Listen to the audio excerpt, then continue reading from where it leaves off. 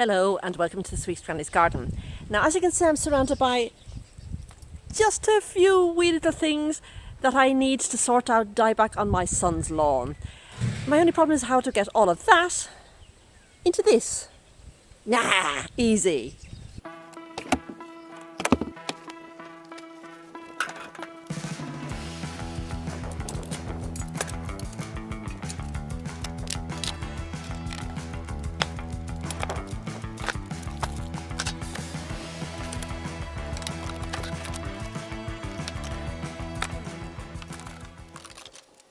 My dad always used to say that when I ever go anywhere, I used to take everything, including the kitchen sink.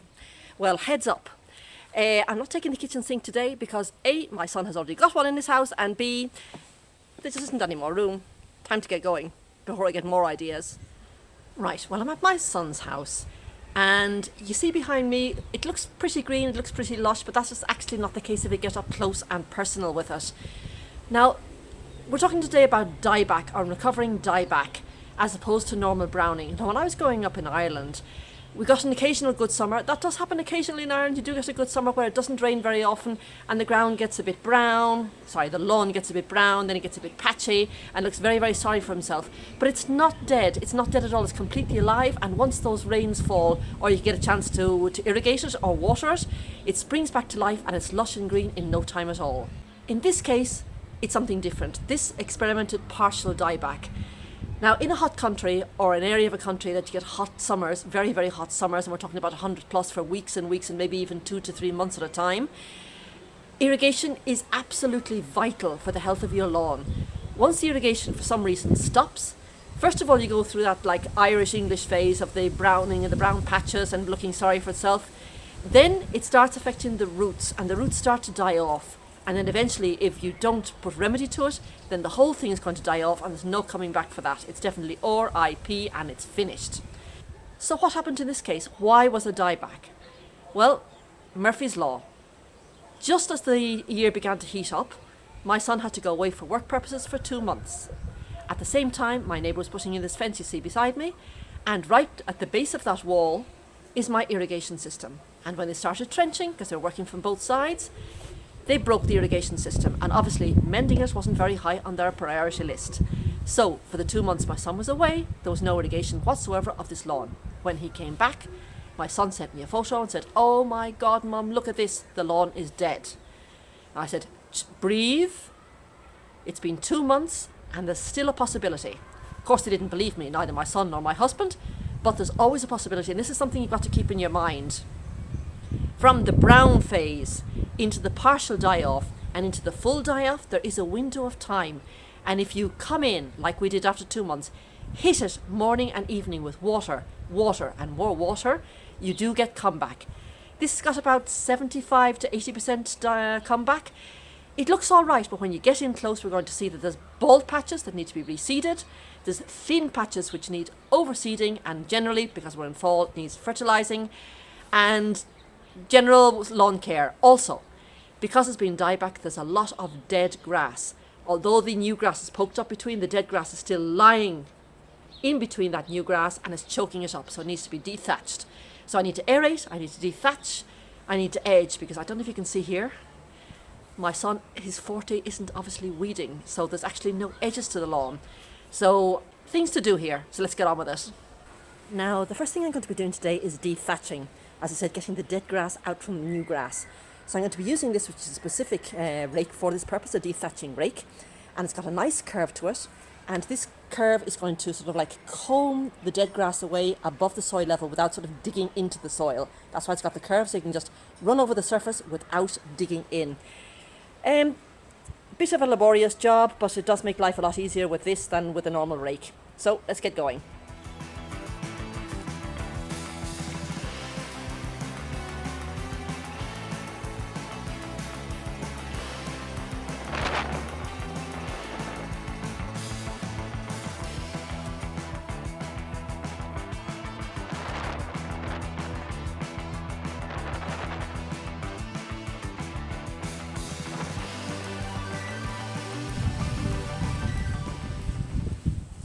You can see some areas the lawn are just thick with thatch, so it was definitely a needed job. Now the next thing I need to do is to aerate, and I'm going to do it with this little tool, very manual, very simple. It's like a stirrup type thing. The tubes, I don't know if you can see there, are completely hollow, and you just stick it into the ground, put your foot there and make a nice weight to get it inside. The soil goes up through the prong and you lift it out, and the next time you push it into the ground, the previous plug is pushed out and comes out the top. Easy as pie. Separation, I do about every 12 inches, and you just go up and down, up and down, up and down. If you do have very hard soil, it's probably best to wait until after rain, until after you've irrigated. It makes life a lot easier, but it actually can be done without it, because these are reasonably sharp, and they're also at an angle, which makes it easier to go into the ground. So another job, pretty laborious, but very easy.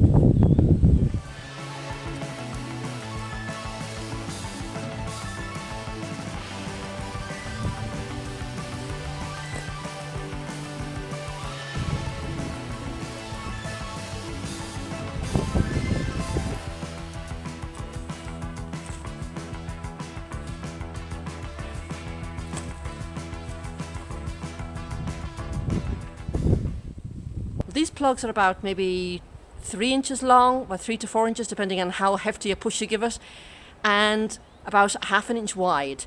And that enables the air, fertilizer, or any type of nutrients you're going to give the soil, the lawn, to get down where it needs to be.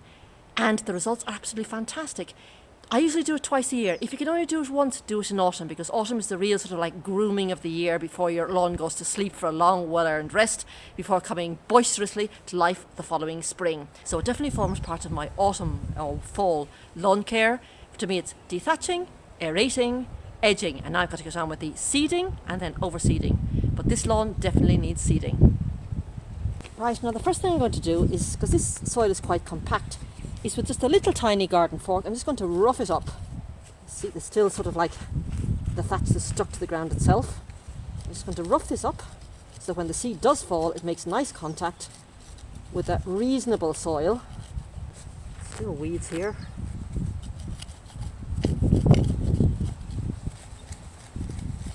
Now what I'm going to be using today is a seed specifically for reseeding, which means that you've got an established lawn and for one reason or another large patches have formed and you're going to need to reseed within an established lawn. So this is a specific one for that, and unfortunately the package comes in German, because a lot of the products for garden in Europe is from Germany, because if you haven't been to Germany, and I've been virtually all over Germany, they are very, very keen gardeners, and their garden are an absolute joy to see. So I'm one of the people who hangs over the garden walls to have a look. Really pretty. So there's the seed, basically it's for reseeding, and I'm just going to be putting quite a bit, because I'm going to go pretty overboard, because I can't be here to watch the birds eat or not eat, so I'm going to go pretty heavily on it.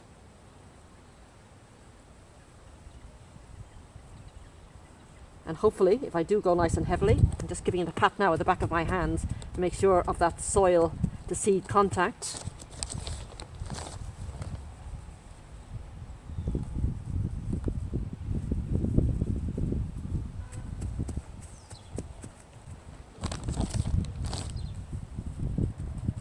And then I'm going to be covering it with some compost.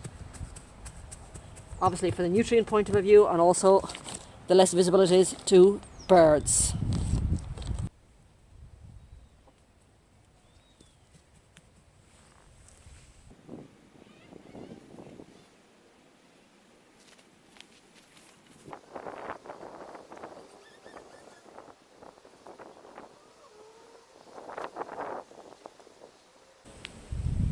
Well, there are patches like this all over the garden that need to be reseeded, so I want to very, very quickly sort that out, and then we'll come back to the next phase, which would be overseeding. Now, the first thing I'm going to do to overseed is get the same packet of seeds and just literally walk up and down the lawn with my hand and do it the old-fashioned way, using up any leftover seed I've got, and I've got quite a bit, sufficient to thicken up a lawn, but that's only phase one.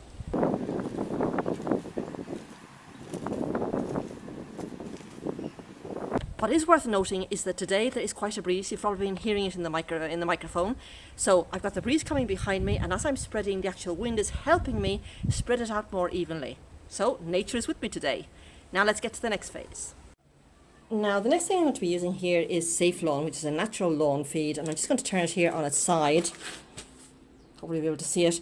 And it says here, it greens and thickens lawns, helps grass outcompete weeds and moss, feeds all year round, friendly bacteria to break down dead leaves and moss, added grass seed that germinates at 7 degrees Celsius soil temperature, and it's 100% organic lawn feed. Now I've just got here in my spreader, if you can see it here, you can actually see the little grass seed. It's not a lot, which is why I put extra seed down myself, but sufficient to thicken up a normal lawn. What I use to spread is a manual spreader. It's just got a little handle here which you twist around and a little button, and if you don't press down the button you don't lose any seed or fertilizer out of the bottom, which is great. You've also got this lever that goes from minus to plus for more or less spread.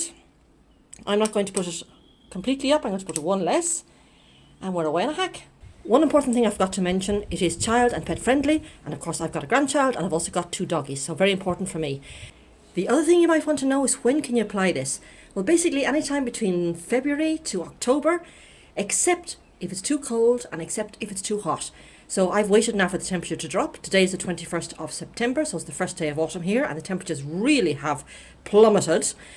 This morning it was like 40 degrees in my mountain area, so pretty cold for this time of year. Anyway, so as long as there's not frost or as long as there's not excessive heat, you can apply it anytime between February and October. So, as I said before, let's get going. So basically, push down the button, start turning the handle, and automatically you can see it splaying out.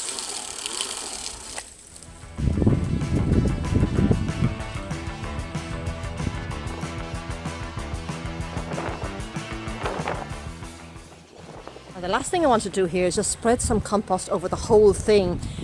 I'm going to be using my very ancient spade. This is well over 30, probably closer to 35 years old.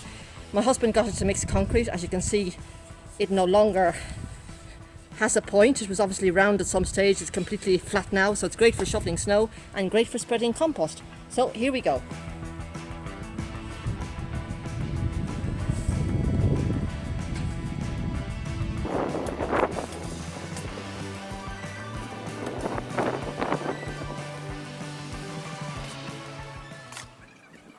Well, the seeding, aerating, reseeding has now been done, and now I need to start on the edging. And oh boy, as you can see, obviously weeding is not my son's forte, and the weeds are so high that actually they've engulfed the little sprinklers. See, inside here there is actually a sprinkler. So I did make a head start on this side. I'll come over to this side. This side is a bit of a mix match. We've got 3/4 of the garden has got a wall, and only going to leave about 10 centimetres or 12 centimetres of an edge. Because this has been so many years without a sharp edge, I've just removed as much of the weeds as I can and left the gap. Then I'll come in maybe next spring and make a nice sharp edge. Now when I get down to this side, this part of the garden has my next door neighbour's ivy there. So I've actually done is left a wider part, and the reason for that being that I had a load of tendrils coming down, across and straight into the grass, and look how far they came out. It must be a good 4 to 5 foot those tendrils were coming into the lawn. So I had to rip them out, and I'm going to leave it a wider space there so you can actually see those tendrils when they start running across. See, like this one here? Just lift it up and pull it out, it's a lot easier.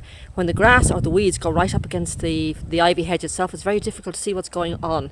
Now it's going to be easier. So for the moment, I'm going to leave it wider. Obviously I'm going to make a sharper edge come springtime. But this is the idea. Where there's no ivy, narrower but sharper, and that makes it a lot easier to mow. Now if I come down to the end of the garden, these are just these little plastic tiles. This door goes out into the common area. The neighbours like a little park area. I just got my miniature trimmer and almost like shaved the grass here that's growing up between the holes. Probably come spring what I'll do is lift all of those tiles, clean them down nicely, get all the roots between the holes away, and it'll look as new. But for the moment, that's fine, that's grand.